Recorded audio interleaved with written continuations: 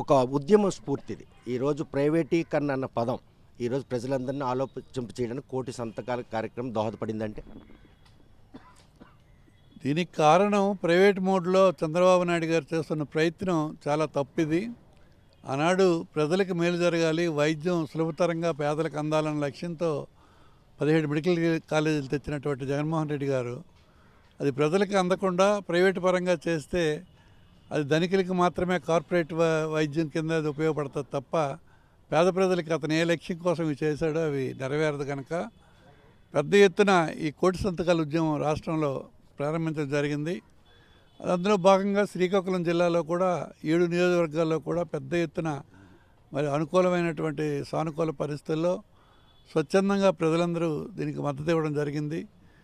మేమైతే సుమారు 3 లక్షల భర్తులు వస్తాయని మేము ఆశించాం.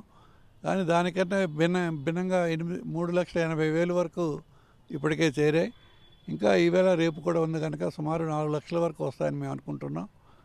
ఏది ఏమైనా ఇది ప్రజా వ్యతిరేక చర్యగా మేము భావిస్తూ మరి దీనిని మా ప్రీతమ నాయకులు జగన్మోహన్ రెడ్డి గారి ఆలోచనల మేరకు శ్రీకాకుళం జిల్లా నుంచి ఈ ప్రజలని అందరి వైఎస్ఆర్ పార్టీ నాయకులు ఇతర మాతో కలిసి వచ్చినటువంటి ఇతర స్వచ్ఛంద సంస్థలు అందరితో కలిసి మరి 15వ తారీఖున 12 గంటలకు లోడ్ చేసినటువంటి ఆ ప్రతులన్నీ కలిసి వ్యాన్ని మరి ఫ్లాగ్ ఆఫ్ చేసి విజయవాడకు పంపించి దానిని మరలా 18వ తారీఖున గవర్నర్ గారికి అందించే కార్యక్రమం జరుగుతుంది.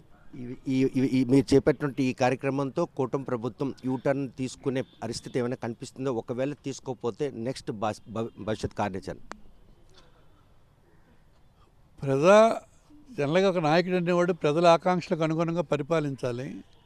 దానికి భిన్నంగా పరిపాలిస్తే దాని తల పరిణామాలు కూడా అతను ఫేస్ చేయవలసి వస్తుంది. మా ఆలోచన అయితే ఇది గవర్నర్ గారి వల్ల సానుకూల పడుతుందని మేము భావిస్తున్నాం.